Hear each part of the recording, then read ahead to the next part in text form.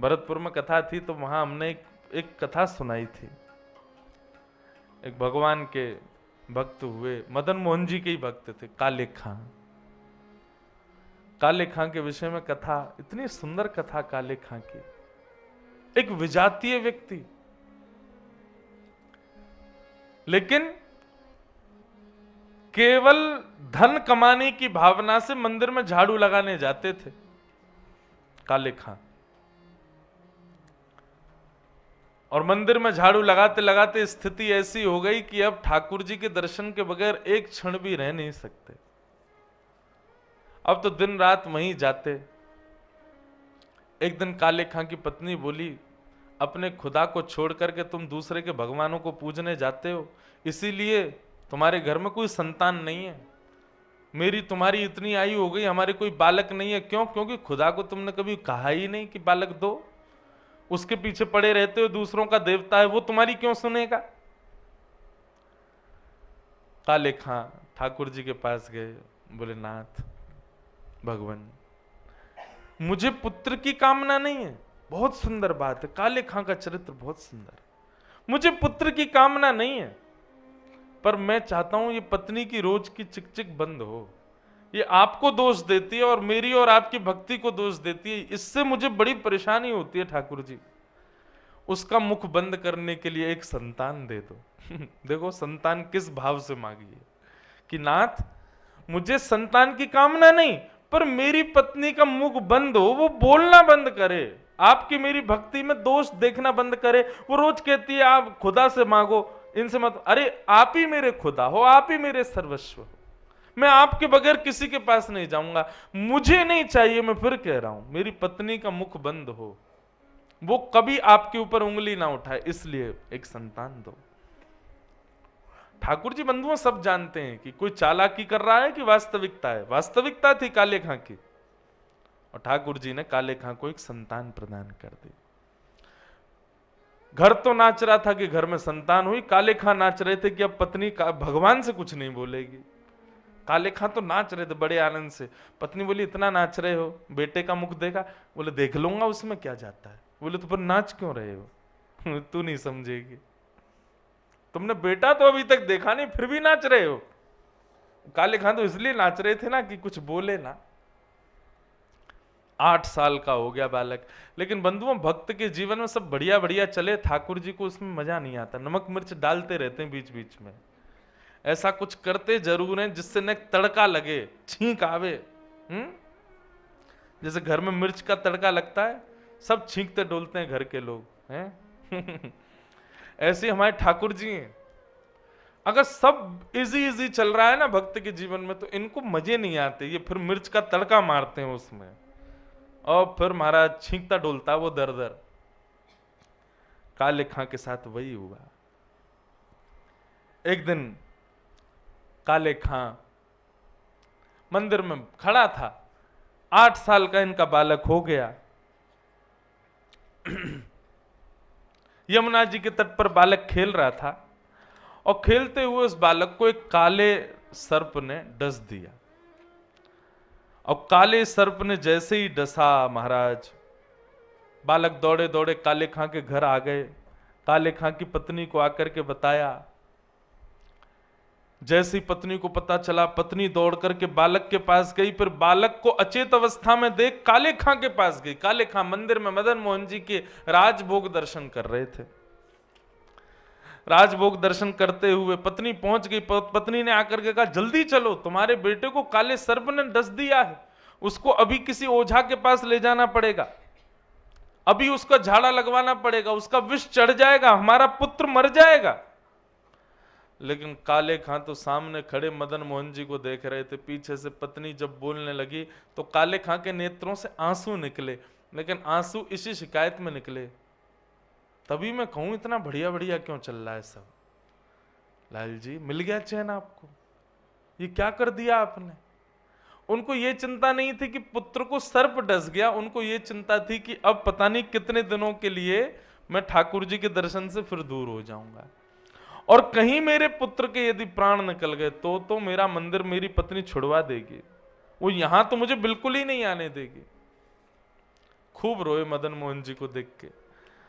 पत्नी बुरा भला सुनाने लगी, अरे पूरे दिन इसी के सामने खड़े रहते हो, अरे जल्दी चलो तुम्हारे पुत्र के प्राण निकल जाएंगे। काले खां जी दौड़े, अपने पुत्र को जाकर के देखा, अचेत अवस्था में पड़ा था। पत्नी ने कहा था किसी ओझा के पास ले चलो या किसी ओझा को ले आओ, लेकिन काले खां किसी को लेकर के नहीं आए।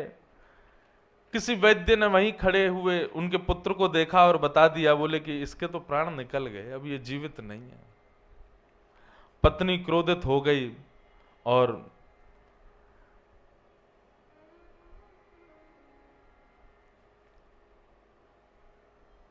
अपने बालक को लेकर के मदन मोहन जी के मंदिर गई और ठाकुर जी के सामने रख दिया अपने पुत्र को, और रख करके बोली, तुम बहुत कहते थे ना कि इन्होंने ही दिया है तुम्हारे पुत्र को, इन्होंने दिया है तो यही जीवित कर दें इसको। तब काले खां ने कुछ पंक्तियां गाई और उन पंक्तियों को गाते हुए कहा, नाथ, अंतिम पंक्ति उसकी बड़ी सुंदर है, हिंदुओं के नाथ हो तो मेरा कोई दावा नहीं, पर हो जगत के नाथ तो मेरी सुध लीजिए। हे नाथ, यदि आप केवल हिंदुओं के ठाकुर जी हो तो कोई बात नहीं, पुत्र मर गया सब सहूंगा, आपका दर छोड़ दूंगा, लेकिन मैंने तो लोगों को आपको जगन्नाथ बोलते हुए सुना है, जगतनाथ बोलते हुए सुना है। हिंदुओं के नाथ हो तो मेरा कोई दावा नहीं, पर हो जगत के नाथ तो मेरी सुध लीजिए। मेरे पुत्र को जीवित इसलिए मत करो कि मेरा पुत्र है, इसलिए कर दो कि कहीं मेरा आपके दर पर आना बंद ना हो जाए। और ऐसा कहते ही काले खां के सामने अचेत अवस्था में मुख से झाग निकल रहा था पुत्र के, विष लग गया था। जैसे ही ये बात कही, इतने में ही पुत्र उठ करके बैठ गया। पुत्र के बैठते ही सब लोग वहां पर जय जयकार करने लगे।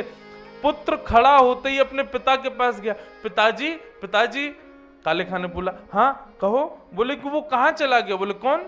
बोले एक बालक आया था, एक बालक मेरे सिर पर हाथ फेर रहा था, मैं उसी की गोद में लेटा हुआ था, बड़ा सुंदर था, उसके कटाक्ष नेत्र थे, बड़ी सुंदर मुस्कान थी, उसमें से बड़ी प्यारी सुगंधी आ रही थी पिताजी, वो मुझे खेलने के लिए बुला रहा था। वो बालक कहाँ चला गया पिताजी? मुझे तो उसी के साथ खेलना है। काले खां के नेत्र सजल हो गए, हृदय से लगा लिया और कहा, आओ गोदी में बैठो, दिखाऊं वो बालक कहाँ है। गोदी में बालक को लेकर के द्वार से ही मदन मोहन जी को दिखाया, वो रहे। सामने देखते ही बालक निहाल हो गया, बोले कि हाँ यही आए थे, यही मेरे को गोदी में लेके बैठे थे। बंधुओं, सांसारिक लोगों के लिए यह विषय बड़ा बड़ा कठिन है, परंतु भक्तों के लिए यह विषय सर्वश्रेष्ठ है। क्या ठाकुर जी कह रहे हैं, भैया उसको संसार से मतलब ही नहीं होता, उसका सर्वस्व मैं हूं। कृष्ण धन कृष्ण तन, कृष्ण ही हमारो धन, आठों याम ऊधों में कृष्ण ही सो काम है। वो उठते भी इसीलिए कि हम कृष्ण को देखेंगे, वो सोते भी इसलिए कि कल पुनः उठ करके कृष्ण को देखना है, वो भोजन भी इसीलिए करते हैं कि कृष्ण प्रसाद है, वो श्वास भी इसलिए ले रहे हैं कि हमें वृंदावन जाना है, हमें श्यामा श्याम के दर्शन करने हैं। अपनी प्रत्येक इंद्रिय को केवल मेरे लिए ही रखते हैं, इसके अलावा मेरे से अतिरिक्त उनकी और कोई इच्छा नहीं, कामना नहीं होती। मैया वो निर्गुण भक्त, और ये मुझे सबसे ज्यादा प्रिय है, ये मुझे सबसे ज्यादा प्रिय। श्याम सुंदर सदा हमको प्यारे रहे, हम उन्हीं के रहें, वो हमारे रहें। श्याम सुंदर सदा हमको प्यारे रहें, हम उन्हीं के रहें, वो हमारे रहें। हो राधा रमण सदा हमको प्यारे रहें, हम उन्हीं के रहें, वो हमारे रहें। राधा गाओ भाव से बंधुओं, आज विश्राम है इस उत्सव का, जितनी याचना करनी आज कर लो।